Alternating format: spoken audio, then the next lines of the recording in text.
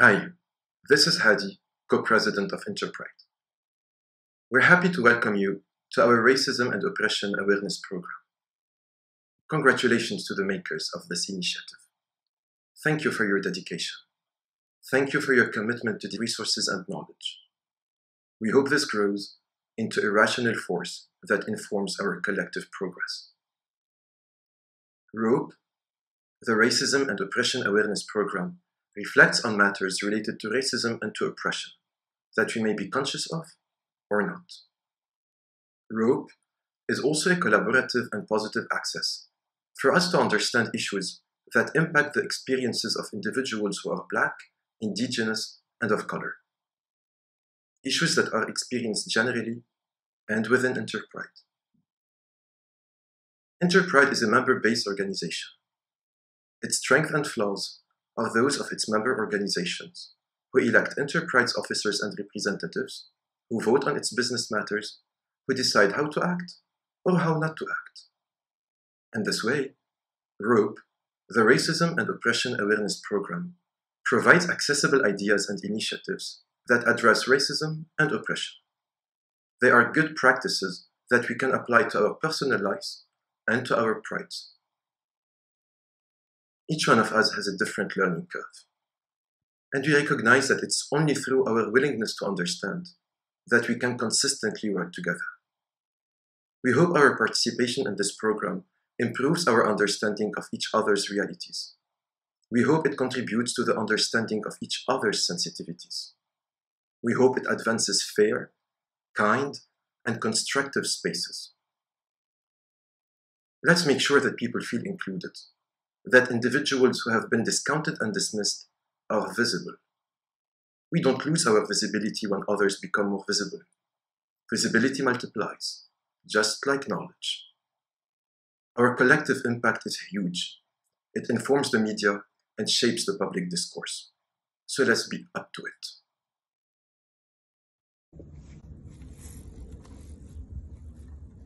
Ani bojo, nena kasi indigenous cuz, ajijak to them, to Toronto indigiba. Hello and welcome. My name is Dana Kasi and I'm coming all the way to you from Toronto, Ontario, Canada, Ward 7. First, I would like to acknowledge the lands that we are on. Here in Canada, the protocol of our Indigenous people is to acknowledge who we are, where we're from, and what we are doing here. As follows. So my name is Nena Kasi. I am here standing on Treaty 13, also known as Toronto, or to the world, Toronto, where the tall trees are standing in the water. We also are known as the Big Smoke and the Meeting Place. This is the home of the Haudenosaunee, the Wendat, the Huron, the Mississaugas of the New Credit, and the Anishinaabe people since time immemorial. We are with the dish with one spoon, Treaty Wampum Belt. That means we all sit at the same table with no knives. We share the same bowl and eat with the same spoon. We come into kindness. We are all the caretakers of this land from here and moving forward. The song that I'm going to sing to you all today is called Cameron's Song. This song is to acknowledge life. It's really important for us to acknowledge the lives before us, our ancestors, and those we don't know are longer with us. We also need to acknowledge the people that are currently existing, especially during this crazy pandemic time. We also need to acknowledge those who come after us. This song is being sung in a traditional, with a traditional hand drum, with a little bit of soulful R&B twist.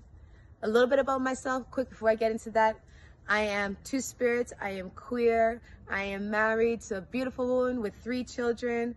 I am a beautiful song singer, a true secret speaker. And today I just want to deliver the message of love, joy, peace, and happiness, which is also what my name means.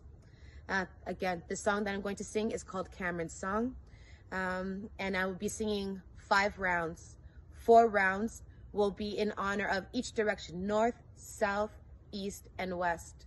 We would like to acknowledge all of the spirits and our ancestors that come from those 4 corners. And then the 5th round will be an a cappella without the drum, and that will be to honor all of those who are no longer with us. I would like to also acknowledge that we are all having We are all a part of an amazing privilege to be openly who we are. Whether you're watching this or being who you are on the street, we would like to acknowledge those who have paved the ways to do that. Here in Canada, we'd like to thank our Afro communities who have really put themselves on the line to be able to support who we are as a people through a lot of the raids in the bathhouse that we had here. Also, we'd like to acknowledge Indigenous people whose lands it has happened on. These lands were taken away, and so many beautiful things have happened for so many others, so we would like to acknowledge that. This song is called Cameron's Song.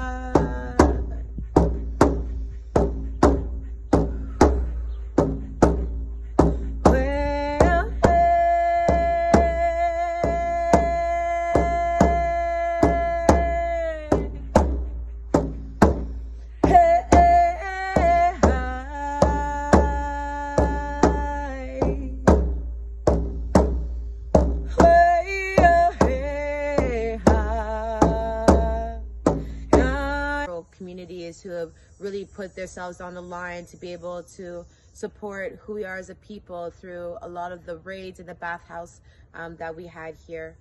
Also, I'd like to acknowledge Indigenous people whose lands it has happened on. These lands were taken away, and so many beautiful things have happened for so many others, so we would like to acknowledge that. This song is called Cameron's Song.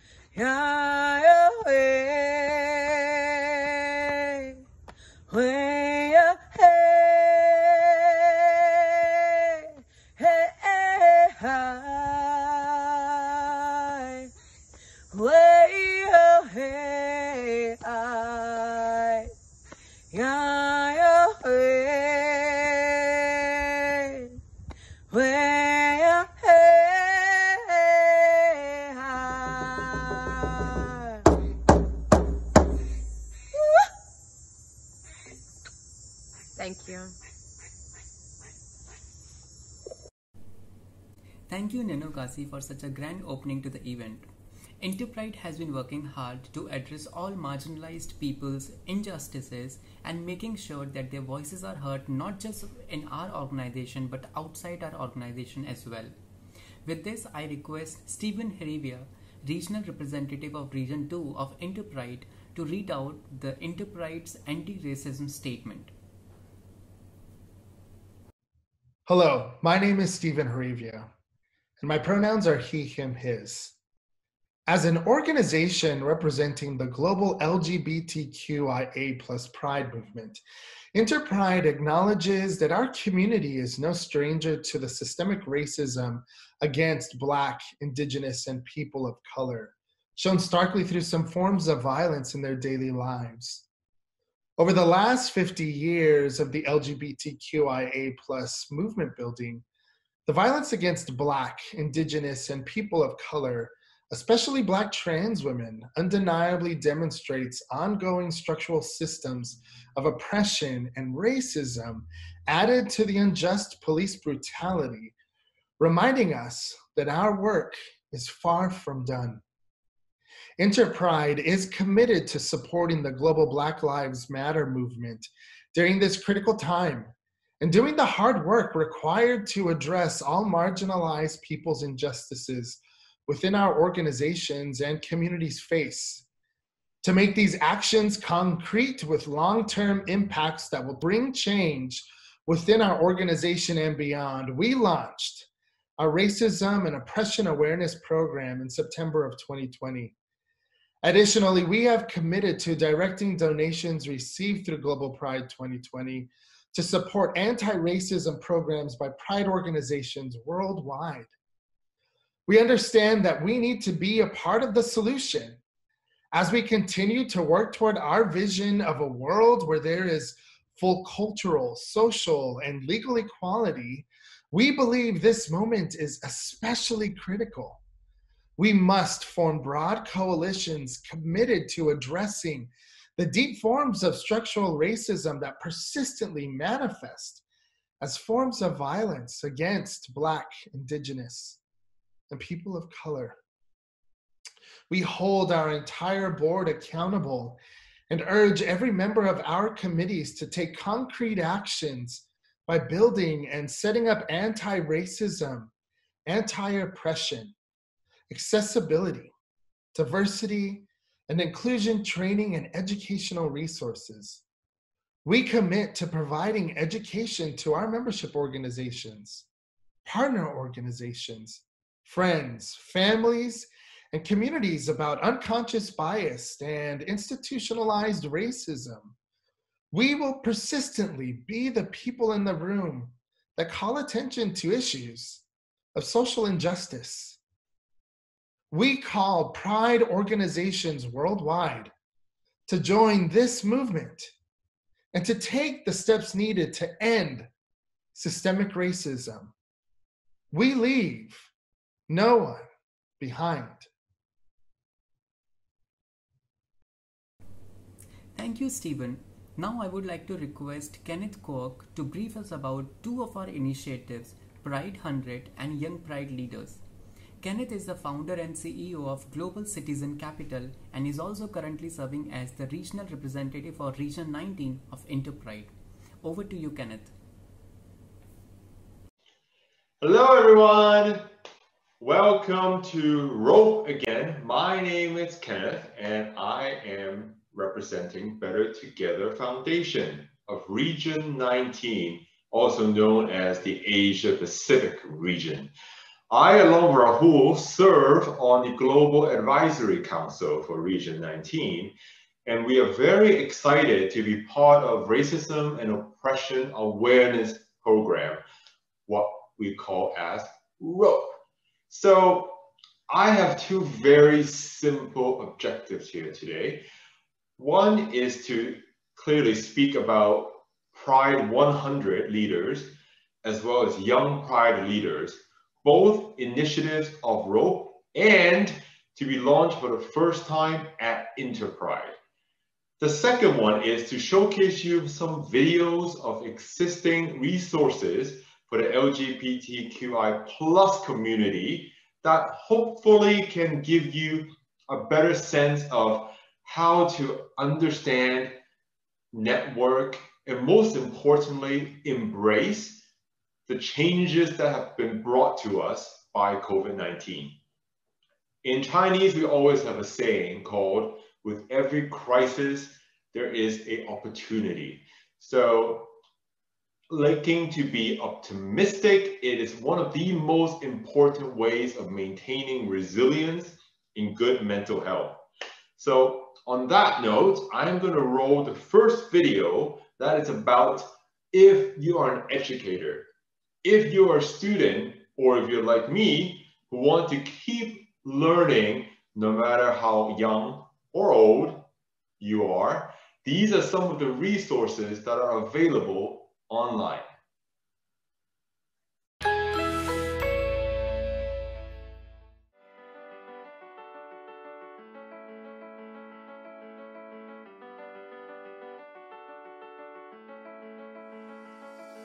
Well, research has consistently shown that organizations perform better when employees can be themselves at work.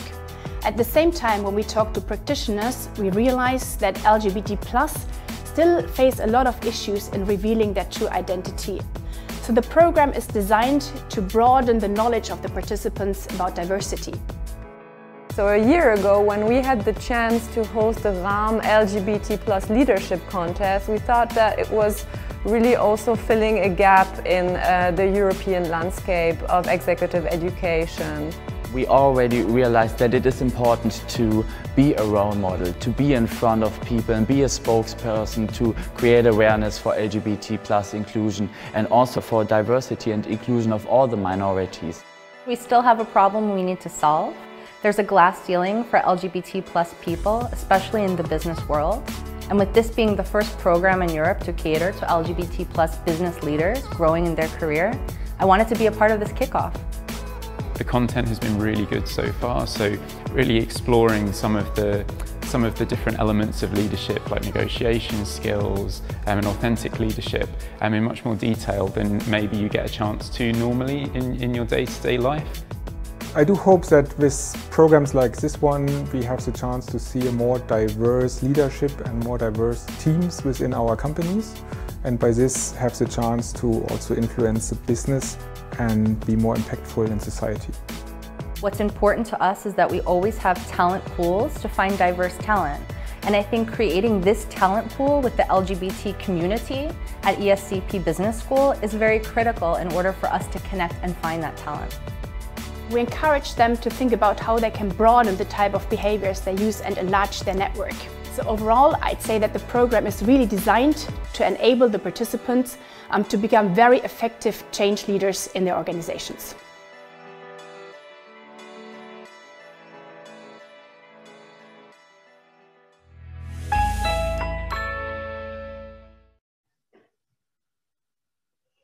Well, now you hopefully have a better understanding of LGBTI+ community meets academia in COVID-19. And why do I talk about COVID-19?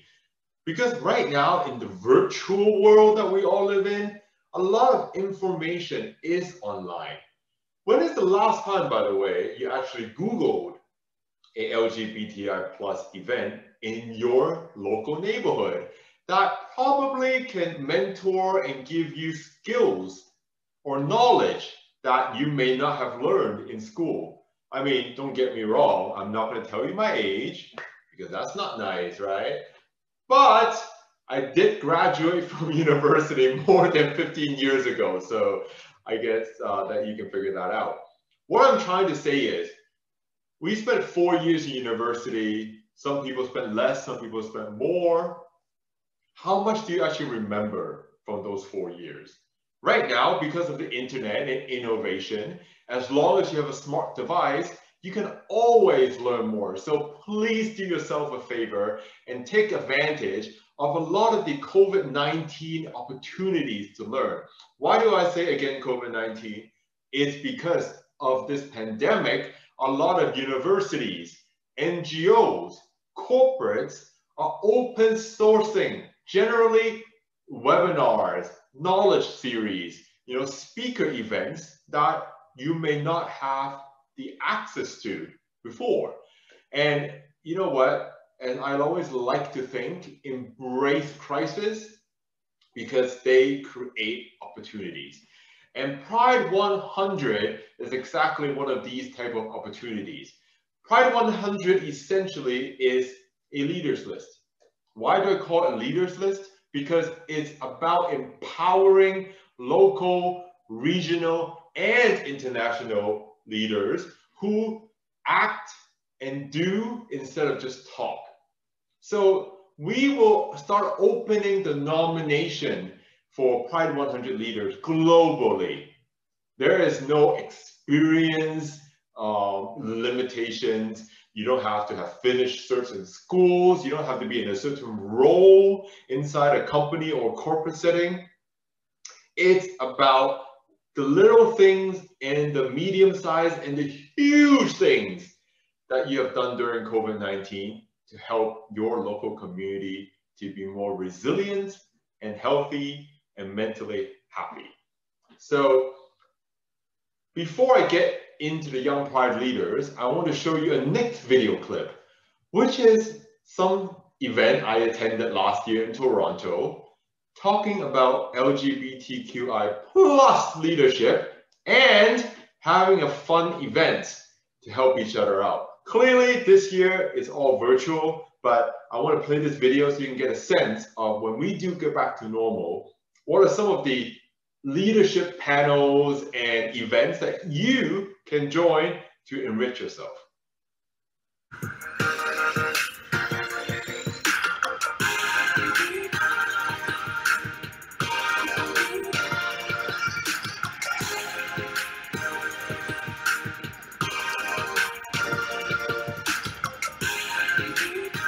Good luck. I hope you learn lots today. I hope that you compete hard and that you have a lot of fun. RAMP for me was an absolutely incredible experience. Got to meet a lot of really incredible new people and continue to build a network that I'm really excited about. I came in today with zero expectations, but knew that it was going to be a day filled with learning and networking. The challenges were actually very exciting and stimulating in a way that I haven't experienced in my professional career. RAM is the epicenter of LGBTQ plus entrepreneurship. It is really the intersection of incredible young leaders and how they fit in the space of equality and business in today's world. What I took away from this today was a lot of optimism about what's ahead for the LGBT community, because the people that are coming behind us, based on the trail that I think a lot of us have tried to forge, is they're asking better questions, they're demanding better answers, and they're pushing us forward as a community. It creates a forum for you to practice your leadership skills, but it starts with a foundation of just coming as you are in all your shapes and sizes and colors, and that energy just comes through. Why are you waiting? You should apply to RAM. It's an opportunity that's worth taking and experiencing. You don't get them very often. Winners!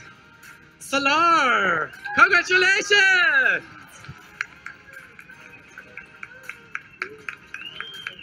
My heart's really full right now. I want to thank RAM for organizing such an amazing event, RBC for sponsoring it, all the jury members. I think just speaking to all of you has been amazing. Thank you. I'm so humbled and grateful for all of this.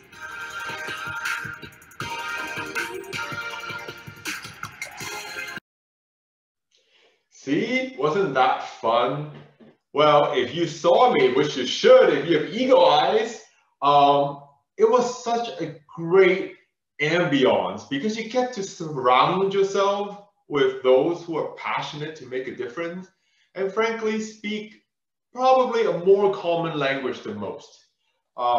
And I think the main point is if the right people do come together to solve one particular problem, then you have a much higher chance of getting solutions done. And that is a great segue into Young Pride leaders. Due to historical and systemic reasons, a lot of LGBTQI+ individuals have been left behind. in education, in employment, or frankly, just holistic personal development. Young Pride Leaders is a longer version of something that I do as a passion called Start Up Your Pride, which has already taught, I think, probably more than 1,500 students around the world since 2015 about how to harness what you know, what you love best, and what you want to become into one beautiful self-empowerment program, but you need to learn the basics. So what is it? Imagine taking an MBA, which is essentially a business degree, and a social degree, which is about how to be a good person or human being, putting them, the two of them together, and over 10 weeks, you get to join 24, 25 other talented individuals to learn how to become a global citizen of the world. And again, nominations to enroll into Young Pride Leaders will soon start after this wonderful initial launch of ROPE.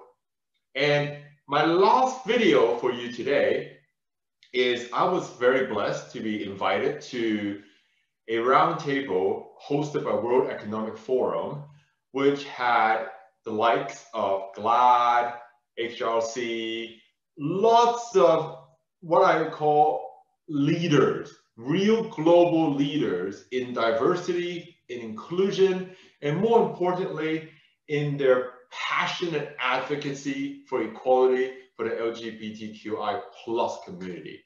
And this video will showcase a very simple conversation between these leaders. But the main point is we are all aware of the issues that our community is facing because of COVID-19. And we are slowly and increasingly coming together to provide a communal solution. On that note, I hope to see your nominations for both Pride 100 and Young Pride Leaders. Stay safe, stay well, and hope to learn from each other. Kenneth, one of my favorite people, has a question for us. One of my recent work is working with my alma mater to support universities to do more to empower LGBTQ students and youth. How can we do more as a community to ensure LGBTQI talent gets hired in the first place? Randall, what have you done at MasterCard to make sure that we're building this pipeline to bring in talent? You know, as I said, part of my comment during the live session was my role is to look at a system and take it apart and then embed inclusion and diversity in it. And so when I look at recruitment, I'm looking at, what's the value proposition for why someone of that community would even consider your organization as one that they would want to work for, because we know that top talent can go anywhere. And I mean, it doesn't matter what gender or what color, top talent can just go anywhere. So what's the value proposition? The other piece is what are the resources or the talent pools that we're tackling to find the talent? So building partnerships with. So what are the LGBT recruiting areas or organizations that we can partner with? And then looking at, once we have the data around the slates, so are we presenting these slates of diverse talent to the hiring manager? And so I think those are some really key and critical things, because if you get that right, at least you'll know that you're getting folks on the slate, as well as you've given a compelling reason why someone wants to work for your company. The challenging piece is with any of the diversity work is the conversion of that talent into FTEs. And so you can lead someone to water, but you can't make someone drink. Well, maybe I could, but one of the things, that's not what I like to do, but one of the things is just making sure you get those three components right. So Sarah Kate, if I could build just briefly on that, because I think there's the diverse slates, there's also the diverse hiring panels, which comes back to, do we have enough diversity in our leadership so that we make sure that the right lens is being applied in those hiring decisions? And then externally, what are you doing externally to stand up? We've heard great examples from Randall, but for us with our third-party suppliers, for example, making very clear in our supplier code our perspective on human rights and on the standards that we believe our suppliers should be adhering to in the LGBTQI community. When we engage law firms, an area that's sort of within my sweet spot, we just launched a program where if we don't have diverse partner and associate hours at an agreed upon percentage, we hold back 15% of the total matter value, making diversity, inclusion, equity, and a focus here on the LGBTQI plus community a business imperative will, I think, help drive that virtuous circle that starts with the fantastic work that Ken, that you're doing in universities, and will keep it sustainable because it'll make it clear that it is an imperative in the business ecosystem that diversity and inclusion is paramount. Thank you, Kenneth. Racism can take different forms in different regions. For instance, in South Asia, it is not just limited to the color of your skin or which region you belong to. It's also about which caste you belong to. And this is something which is deeply rooted in the culture. To know more about it, we have speakers from different regions to talk about what racism means in their region and the importance of having initiatives like Racism and Oppression Awareness Program. Sitara Harur will be moderating the webinar. Un moment. C'est bon. Parfait, merci. Hello, everyone, and welcome to this webinar. Today, we are joined by a panel of diverse folks from around the world, here to discuss what the Racism and Oppression Awareness Program means to them. But first of all, let's start with some introductions. My name is Sitara Harur, my pronouns are they, them, and I will be moderating this panel today. I'm joining everyone from upstate New York, where it is fall outside, and I'm very excited for that. Let's have our panelists introduce themselves as well. I'm just gonna go in the order that I see you on the screen. So Jordy, if you'd like to kick us off. Hakara. Let's see. Oh, sorry, I just assumed my face would pop up on mine. Good morning. My name is Jordy Arenstar, he, him. I am a Two-Spirit Nakorayate from Carry the Kettle First Nation. I live in Saskatoon, Saskatchewan, smack in the middle of Canada. And if I haven't said it already, he, him pronouns. Thank you, Jordy. Wafa?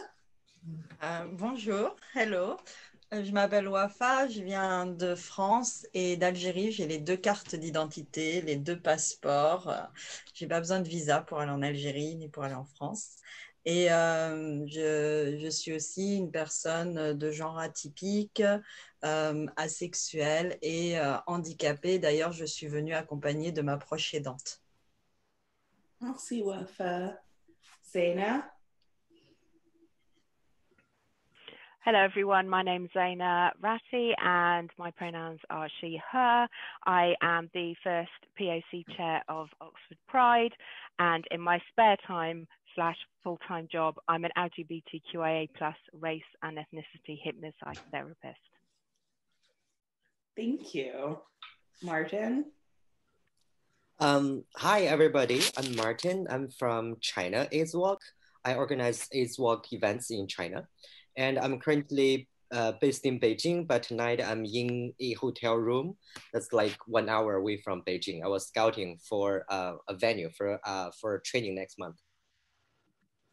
Thank you for joining us. And finally, Tushar, you seem to be muted, so okay. Hi everyone, I am Tushar, and I'm based in Dhaka, Bangladesh, and I'm the project director of LGBT advocacy at Inclusive Bangladesh. Nice to see you all.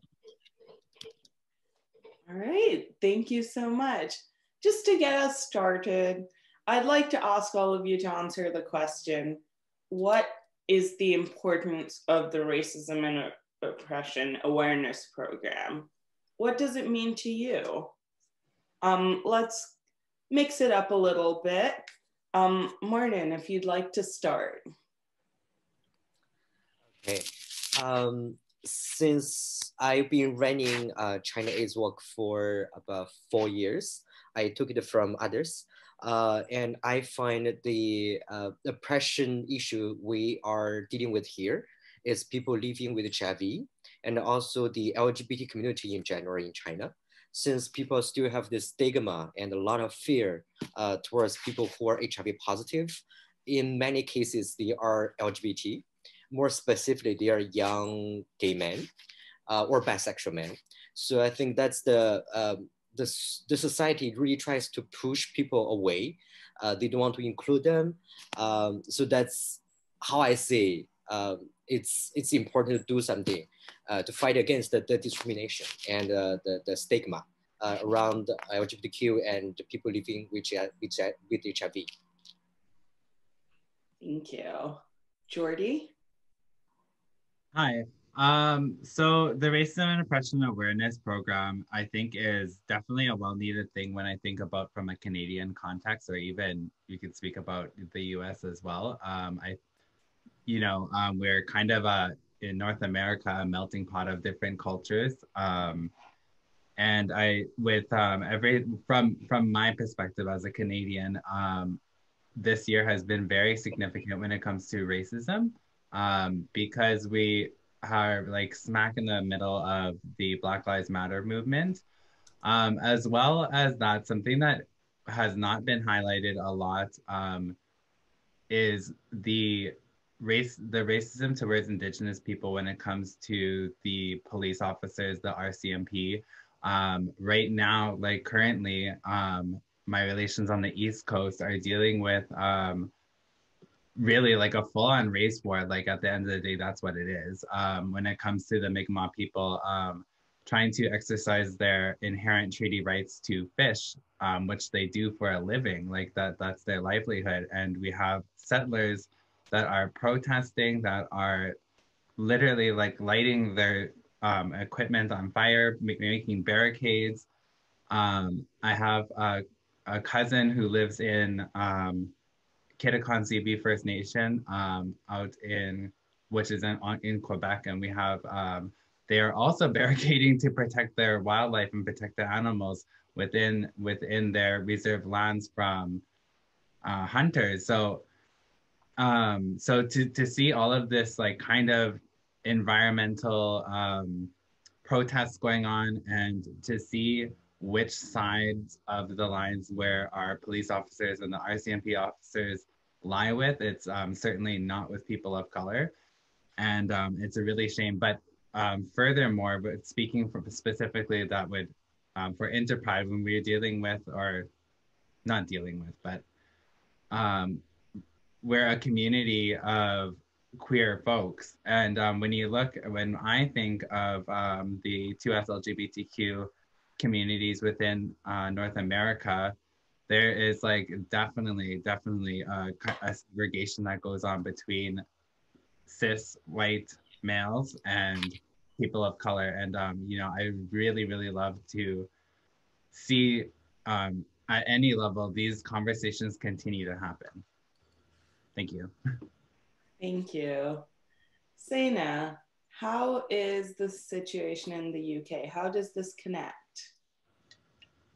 Wow. At the moment, we obviously, a few years ago, we had the Brexit vote, and that also saw a rise in just general racism and the utilization of casual racism. But we also have it within the community.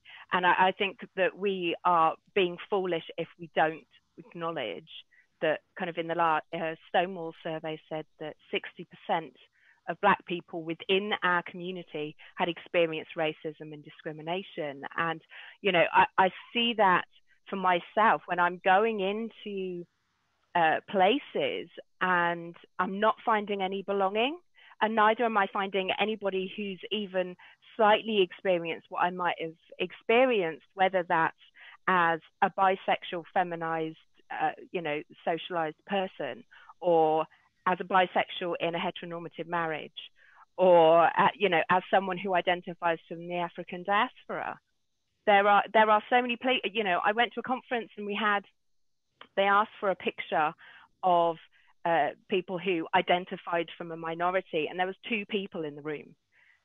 There were 2 people of mixed heritage, and this is around Pride organizers. And you know, it's that we have this hierarchy within our community, and it's only through discourse like this that we can begin to actually have our voices heard, because so often we don't have our voices heard. And I think that initiatives like this, I'm also a diversity and equalities officer for the National College of Hypnosis and Psychotherapy. And when you look at people in training and people in education, terminology is not great, understanding is not great, and it definitely wasn't designed or done in conjunction with people who identify from a diaspora. So these sorts of things are absolutely great to be involved in, but also great for people who think, I'm perfectly all right, I know all the stuff, I went on the marches, da-da-da. Well, actually, we need to be having really grown up, really challenging conversations about this and not shy away from them. Yes, I completely agree. Tushar, what is the situation in Bangladesh? Hi. In Bangladesh, actually, when you talk about racism, everybody think about the color differences and racism based on skin color. And it is very true that this issue is very, very influencing for the other people. But at the same time, now we created a narrative that racism is not about color, but other factors as well. For example, a particular group of people like LGBTI community are not being acknowledged by the government. The government is continuously denying in different platforms that there is no existence of such community.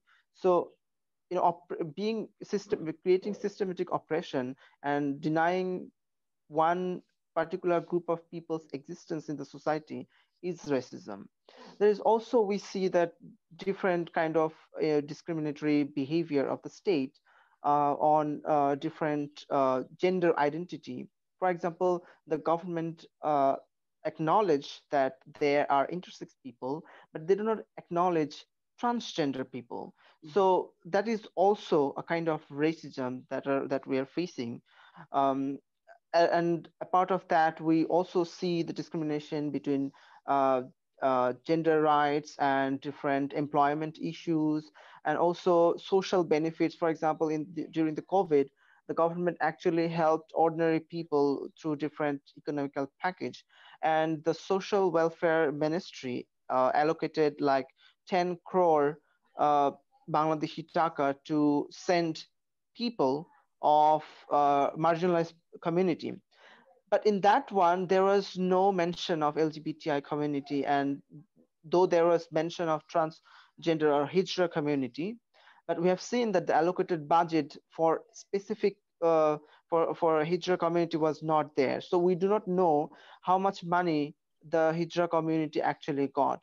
So this hide and seek policy of social welfare is also a kind of racism that we're facing and we're seeing in Bangladesh. Thank you. Thank you. Et finalement, Wafa? Je pense que tu es encore en mute. Là, c'est mieux. Oui. Voilà, j'ai rejoint le programme parce que j'y crois, parce que le mot racisme, je ne peux pas l'enlever en fait de mes identités et mes orientations relationnelles. Mais dans ce mot-là, en fait, je suis obligée d'utiliser des mots de personnes blanches, des personnes binaires blanches ou non binaires qui ont dû lutter contre la binarité blanche, qui ont inventé ces mots-là. Et dans le racisme, en fait, cette binarité, elle a complètement silencié, détruit des cultures où il n'y avait pas de binarité homme-femme, etc.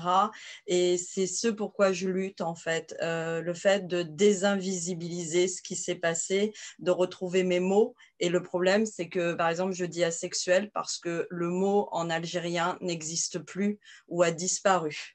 Et pourtant, je le ressens, je le vis. Mon corps a complètement été hyper sexualisé par la communauté LGBTQIAP+ blanche. Moi, je suis considérée comme beurette, je suis considérée comme sauvage, je suis considérée comme des choses qui sont atroces dans mon intimité et des choses qu'on attend de moi également. Et c'est pour ça que je pense que racisme, c'est important d'en parler hors de nos communautés et à l'intérieur de nos communautés. Donc, j'ai rejoint ce programme pour aider à visibiliser des témoignages d'autres personnes et des réalités qui méritent le respect et la dignité. Voilà. Merci. Donc, in the United States, we're currently at a moment where a lot of folks say we're facing a dual pandemic, COVID-19 and also racism and oppression. And the way these are interacting is serving to marginalize some already marginalized communities more than others. How is everyone dealing with this moment of time? How is COVID-19 affecting the activism you are doing? Tushar, we'll start with you. All right, I think the first point is the restriction that we're having over here. So basically we work with the very grassroots LGBT community people who actually lives very rural area. So when the lockdown started, we could not reach them. And also many of them do not possess a multimedia mobile phone and also cannot afford internet. So the whole communication of the circle and the specific community was not that much. So we had a difficulty for to run the existing project that we're having, like some employment skill development project, some SRHR awareness building project. So this project where, I mean, we were supposed to finish some of the project by December, but just because of this gap and lack of connection, we could not fulfill it till now, and we are seeing that we have to extend those projects till next year April. We have also seen that many of the LGBT community people are being unemployed, which was a great issue now, because most of them are actually farmers and fishermen and everything. So they used to sell their crops and fishes to the cities, but due to the lockdown and the slow of the economy, they could not sell their products, and even though they could sell, it was in half price or less than half price. So economically they were severely affected. And I think though the lockdown has been over now, but still the economical growth is not that much, that previous pace. So I think we're trying to recover, but it's very slow. Yeah, so that's it. Mm-hmm.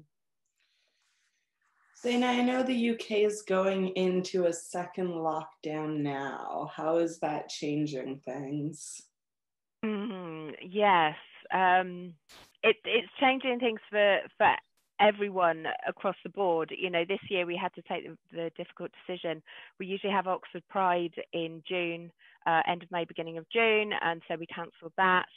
I've been chair for last year and next year, so we're kind of looking forward. How do we plan for something that we can't really know what it's going to look like next June?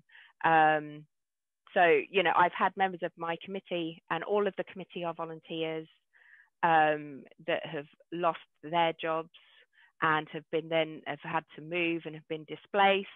You get then the isolation of everyone. Through my work, I've had like a really unique insight into how people have been coping with this, which has just been so incredibly fascinating.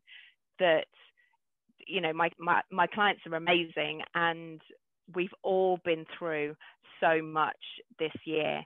One of the things around Pride is that we get no grants.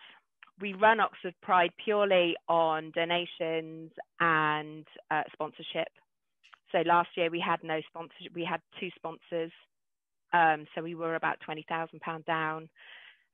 Next year we've got to go back to businesses who are struggling as it is and try and get enough money to run Pride next year. We lost money through management companies refusing to give deposits back. It's been a really, really difficult time to try and kind of run people's lives, but also to run a Pride as well.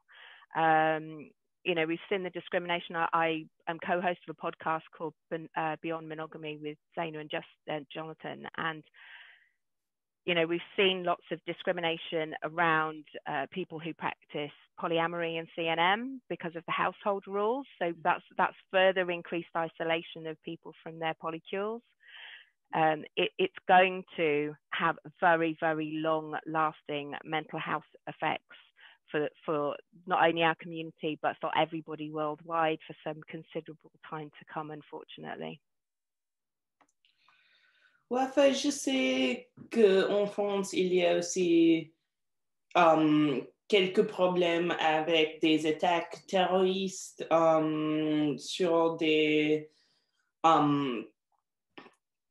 professeurs, des églises, tout ça.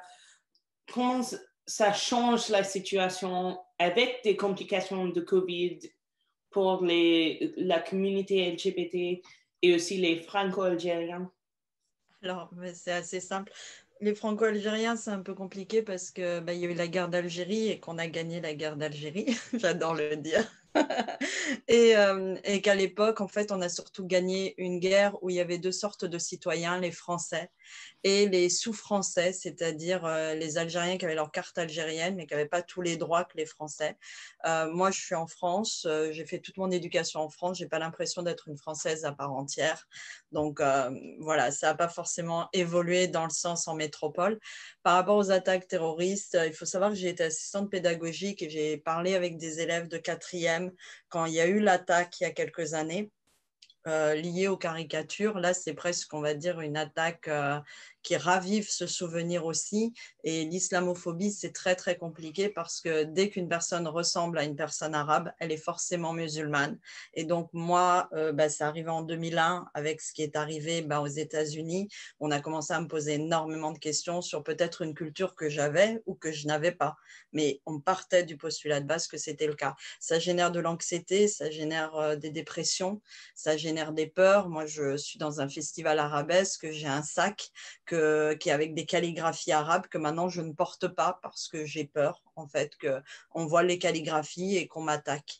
Et c'est pareil pour toute la communauté. Le témoignage que je donne, c'est celui des autres aussi. On ne sait plus comment sortir, comment prouver qu'on n'est pas des personnes dangereuses parce que notre apparence donne à penser ça. Et c'est ce qui rejoint également le fait d'être LGBTQIAP+. On ne va pas forcément faire des trucs bizarres parce qu'on aime une personne du même genre que nous ou parce qu'on n'est pas d'accord avec l'assignation qu'on a eue à sa naissance. Donc, c'est toujours l'idée d'être vu comme quelqu'un de fou et ça rejoint aussi de la psychophobie parce que les personnes qui sont folles, réellement, elles ne sont pas forcément dangereuses non plus. Donc, c'est toujours cette idée de pourquoi les gens ont peur d'un danger qui n'existe pas, sauf dans leur imaginaire. Donc, voilà ma réponse. Je continue d'éduquer que oui, c'est des caricatures, mais c'est pas… la communauté musulmane va dire ce n'est pas notre prophète, donc ce n'est pas des caricatures sur notre prophète. Et je trouve que ça serait bien d'écouter la communauté musulmane et pas ce qu'on en pense. En France, on appelle ce prophète Mahomet. Ce n'est pas du tout le nom que la communauté musulmane lui donne. Donc, ce n'est pas la même personne. Voilà. Merci, Wafa. And Jordi, to kind of speak of that fear, I know that with the current debate about fishing rights, there is a lot of conversation happening that if indigenous fishers had interfered with a non-indigenous fishing community's catches, the militia would have been called in. But why isn't that happening the other way around? How is this kind of affecting your communities, especially given the pandemic? Oh boy, that is such a huge question. I can speak from my own personal experience, obviously. As a brown, and indigenous queer man, it's not shocking to me at all. It's not shocking to me at all. Like it's sad to say, but it truly is. Like if we had the support from the government, from police services, like that would blow my mind. Like that would throw me into a mental tailspin. I live in, as I said, in the middle of Canada. I live in the prairies. It's a very farmer, Christian or religious, conservative area. And, you see so much things that happen socially or events that happen like on a bigger scale, where it never falls in favor, like justice wise, it never ever falls in favor of Indigenous people. And I know one of the topics, this isn't really related to the Fisher, but one of the things that really hit home to me, it was so heartbreaking, was a couple of years ago here in Saskatchewan, just an hour or so away from me. We had a young Indigenous man was shot in the head by a farmer who got away with it, like by saying it, the gun went off by accident, which apparently happens. And that was good enough. And, he ended up walking away scot-free with a book deal, no less. And that was Colton Boushie, who was murdered. And just a year before that, or during the same time, we had Tina Fontaine, who was a young girl who grew up in the foster system. She was preyed on by a predator who was a white male, and she was murdered as well. And her murderer he was caught on video or on audio admitting to the crime, but because it wasn't, it wasn't done in a lawful way, or it was void. They had that information, but they found a way within the legal system to make it completely void, meaning he got away with it too. And to have those two incidences happen so close, like youth, Indigenous youth, these are children. It was so hard. And it's just like, it makes me tear up even now talking about it. And these are cases that I will never ever forget. I will never forget. And those are just two examples of things that happen on a daily basis in Canada that people get away with. And a lot of settlers get away with doing these crimes because that's who the system is built for. All of these government systems, and when you talk about racism, this is like the height of racism is systemic racism. Not just Indigenous people, Black people, any people of color, queer people, these systems aren't made for our benefit. And if it comes between us versus them, it's always going to be them. And that's with the justice system, with the social work system, with everything. And to get more on topic now, when we talk about COVID-19, I'm in my job considered an essential worker, but I am by no means a frontline worker. And I do have friends within the community who are frontline workers. And I remember, so for me, COVID-19, the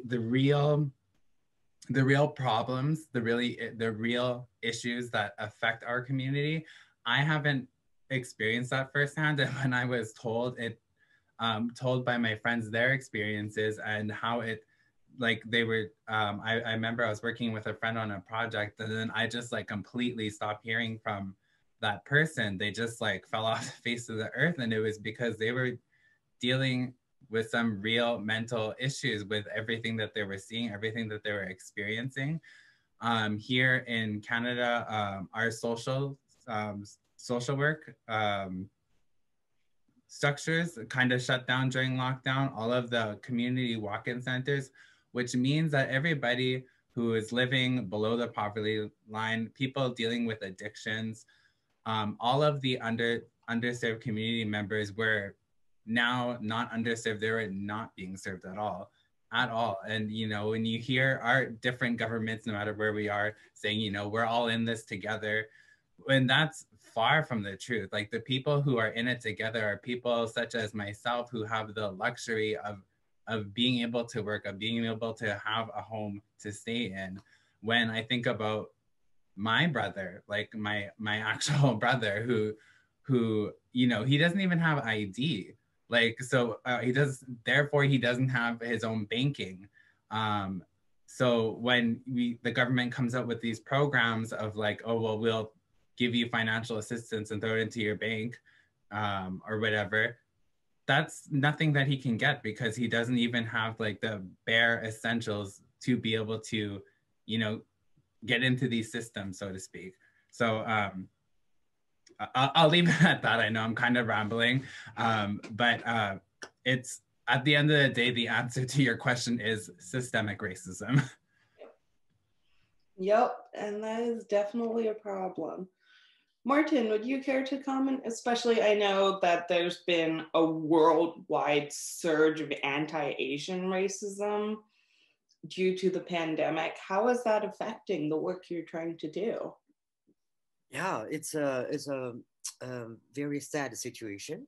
Since the COVID-19 was first spotted in Wuhan, a city in central China, and then it spread within China, especially during January and February. It was the national day. It was a national holiday period, so people were kept at home.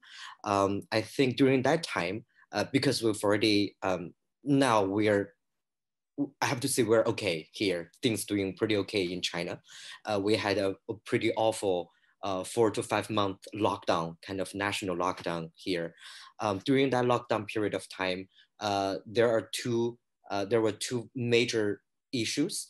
The first is that because a lot of LGBTQ people, they are forced to stay at home with their parents. So a lot of them were forced into discussions of like marriage or coming out, or either they had a lot of like physical abuse. So that's for general common LGBTQ groups. And for LGBTQ NGOs, a lot of NGOs didn't have enough capacity to deal with the COVID-19 in the first place. Only a few groups, they were working on HIV/AIDS issues. They discovered that a lot of patients, people living with HIV, they got their drugs from the city where they work, but they didn't report to the city where they are coming from or their residency places. So they had a hard time to get their medicines since you need a prescription or refill of prescription every 3 months. During the lockdown, they couldn't get the pills, the drugs. So a lot of HIV/AIDS NGOs, they did a lot of work to advocate for the central government, the provincial government to make things easier for people in villages to get medicine. So that's during those times. And when things are getting better, that was around May, the major issue came is that the government is putting a lot of pressure on maintaining the social stability. So they think, well, at least to us, they saw LGBTQ rights issues, LGBTQ movements are a factor of social indisability that's not stable enough. So they kind of shut down all resources for LGBTQ organizations, and a lot of organizations, just similar as other colleagues just said, we had a huge budget cut for everyone, and a few key organizations stopped running. For example, the Shanghai Pride, they have been running Pride events in Shanghai for over a decade, but now they were under a lot of pressure from the local police forces, and they had to shut down. So things for us is now during this kind of rebuilding era, phase of time, how can we move forward, and how can we educate the next generation to be more focused on making the movements to the next wave. That's something to us is a challenge. Thank you. Thank you. And as we're coming up in time, I really just want to leave us with one final question. We've discussed a lot of heavy things, But what is one thing you are hoping that people watching will take away from the programming of Racism and Oppression Awareness Month? Wafa, tu peux commencer? J'aimerais vraiment que l'on puisse comprendre qu'il y a plusieurs histoires de militantisme et que l'histoire des personnes victimes de racisme LGBTQIAP+, coexiste avec l'histoire LGBTQIAP+, blanche, mais qu'à aucun moment il faudrait nier cette coexistence et nous laisser coexister en fait encore et encore, parce qu'on a besoin de nos espaces non mixtes pour notre santé mentale, notre sécurité, mais on a aussi besoin de dialoguer, on a besoin de savoir que les choses avancent dans les deux histoires. Mais je ne suis pas trop pour qu'à un moment, elles se rejoignent et qu'elles se mélangent trop, parce qu'on a des personnes qui sont mortes, des souvenirs, des mémoires, des choses, nous, à chercher, à rechercher, à retrouver. Et j'aimerais qu'on nous laisse du temps et de l'énergie pour cela, en fait, pour nous retrouver. Merci, Wafa. Martin? Yeah, I think something I learned is that we need to stay with each other. This COVID-19, it puts people in their physical little space. And I discovered it's extremely helpful if we care for people around us, not just the very broad conceptual idea that we need to fight for this freedom, equality, but we need to care for people who are around us, who got injured during the COVID-19 and who cannot have medical health care. So that's something I learned. We help each other and we're doing things from one person at a time. Thank you. Tushar? Well, when lockdown started, everybody was at home, so we could actually compare the traditional narrative when LGBTI people were forced to stay back at their home when they come out. So we could address these issues, like when people or general people or homophobic people used to target LGBTI people, that they are not a part of the community and they have did some sin, and that's why they should be kept back at their home. Now, if the whole world did any sin, and that's why we are all being kept inside the house in the COVID-19, so we can relate the natural phenomena with our own oppression. So I think it's very important that we actually relate the current issues and oppression with the existing one, so that we can actually engage more people to create awareness on this. Thank you. Zaina?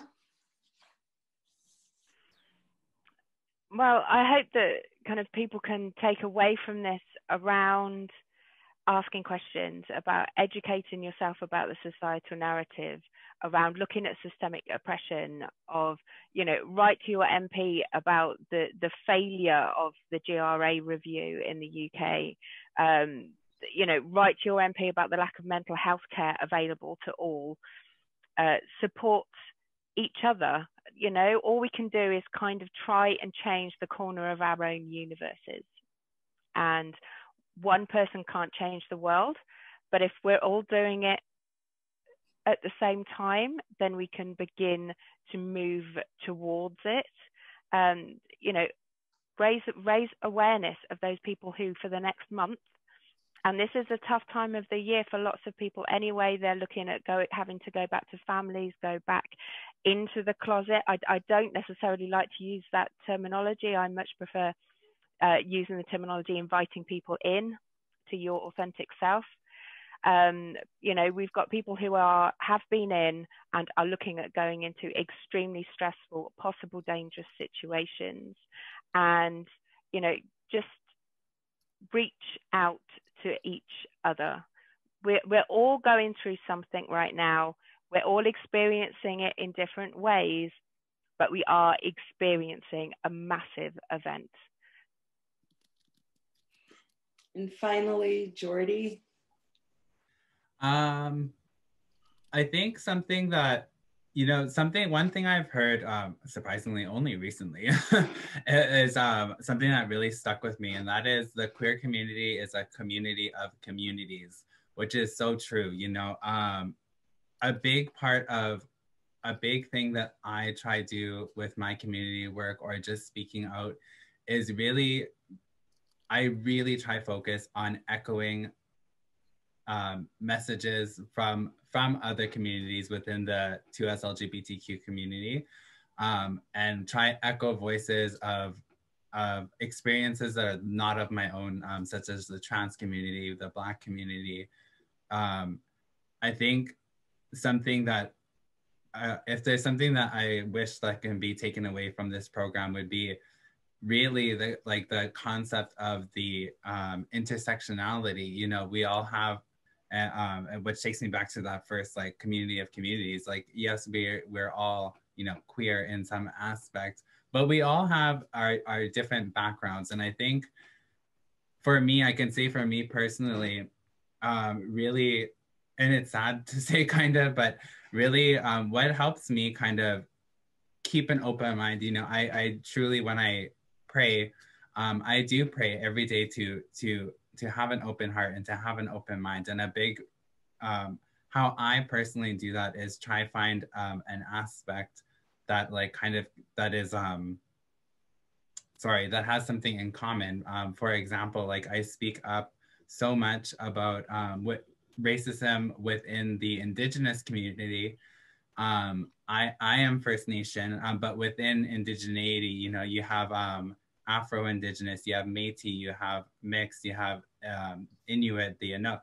And for me, I have little nieces and nephews that are half German, half French. And these people who are not full-blood Indigenous, or as they say, or whatever, they experience racism from First Nations people because they're not brown enough. And so, and I just think of, my little nieces and nephews, and it's just I would never want them to feel that. So it's important for me to speak up. It might not be my experience, but it's theirs.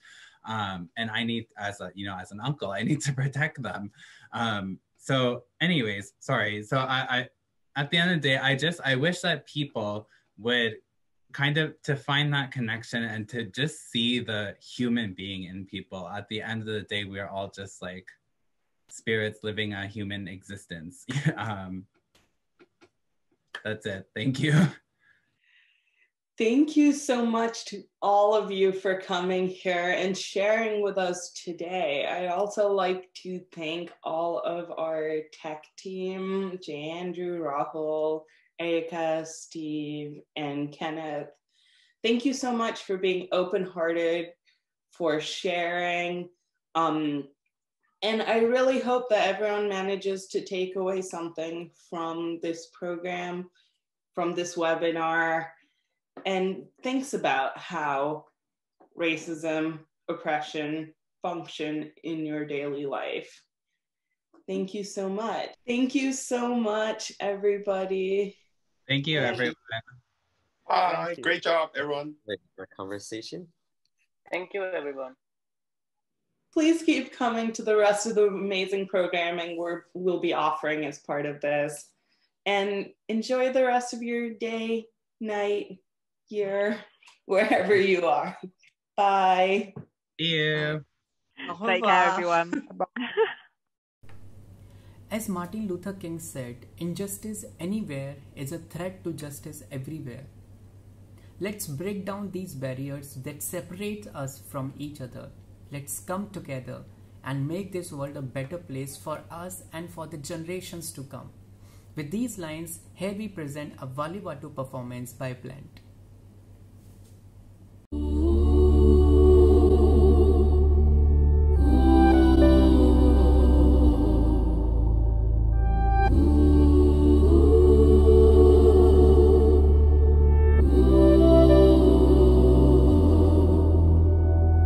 Am I a warrior or a lone survivor, living in a world that needs a healing? It's time we gave it meaning. Break down the barrier that separates us from each other. We're born into a world that celebrates the fighting, and people keep dying. Show me your truth and I'll take you through. I need to feel what I mean to you. Bring me your truth and I'll take you through. I need to see what I mean to you.